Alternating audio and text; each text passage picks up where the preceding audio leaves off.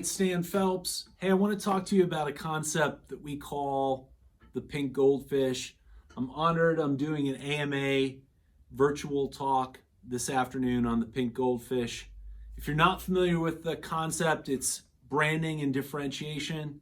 I want you to imagine for a second that you actually are marketing cough syrup.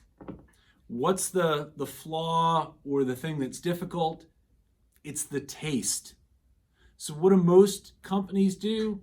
They try to flavor their cough syrup. Maybe they say ours doesn't taste as bad. Well, there's one cough syrup. It comes from Canada. It's called Buckley's. And if you're not familiar with Buckley's cough mixture, it tastes awful. I mean awful. And so a number of years ago, they needed to reinvigorate the brand. Instead of changing it up, they actually embraced the idea that it tastes awful. And in their advertising, they actually compared their cough syrup to trash bag leakage and sweaty gym socks. What was the message? It tastes awful and it works. Now here's the thing, did it work for Buckley's? Before they did the campaign, they were just 2% of the market in Canada. After the campaign, all the way up to 11%. I'm no math whiz, but that's what we call a hockey stick in Canada, a 550% increase. Now, it turns out that my co-author, Dave Rendell, and I, we studied over 250 brands. We wanted to figure out how could you stand out and how could you differentiate. It turns out that there are 7 different ways that you can do it. And it all hinges on this notion that your flaws actually hold the key to what makes you awesome. That your flaws make you awesome, or as we say in the book, your flaws make you awesome. They make you FLAWSOM. And so there's 7 different ways. They each start with one of these letters. And believe me, if you don't think that your flaws make you awesome, just consult the great philosopher of our time, Kanye, right? And so here's the thing with this idea of FLAWSOM, it starts with the F, and the F is flaunting, right? This is about embracing who you are and not being afraid to put it out there. The definition we like is this idea of parading without shame. Now, it's not a business book unless it has a kick-ass matrix, and boy, do we have a good one. It's what we call the Flaunting Matrix. And so let me take you through it really quick. On the vertical y-axis, you have at the top what makes you weird, and at the bottom, what makes you normal. And then on the x-axis, the horizontal, you can either lean in and do more of what makes you unique or weird, or purposefully do less, all right? And so this turns out that there's 4 quadrants. We've got an animal for each of these quadrants. Let me jump in. I'll tell you the first one. We call it the Cow Quadrant.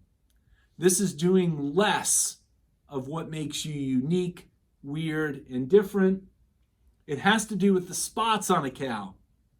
Now, the spots of a cow are like our fingerprints. No 2 cows are alike, but the cows know that they're unique. They're oblivious. In fact, you could establish a path and one cow would walk and the rest would follow. We call this the conform quadrant. Now, the opposite of this is what we call the idea of doing more of what makes you weird. We call that the peacock or the strut quadrant. This is leaning in and doing more. The feathers of a peacock are like the spots on a cow. What's the difference?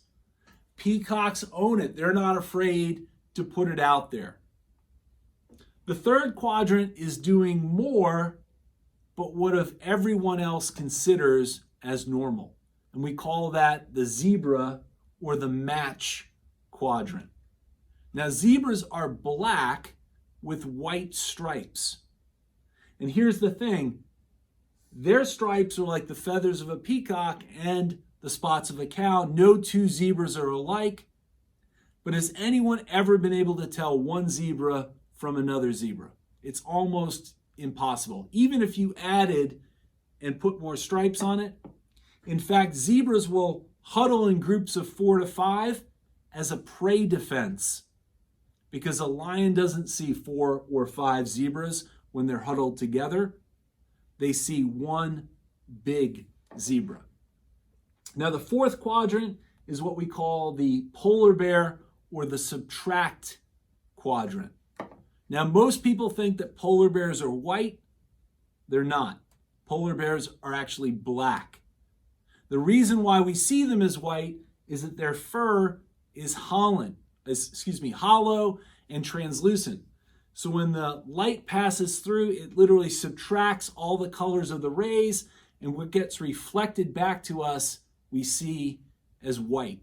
So this is the idea of purposefully taking stuff away and subtracting. Now, there's a great pink goldfish that I just saw a spot yesterday. It's awesome. So let me play this minute or so spot. But here's the thing. All great brands stay within what we call the flaunting zone, doing more of what makes them unique or less of what others consider as normal. So let me play you this spot.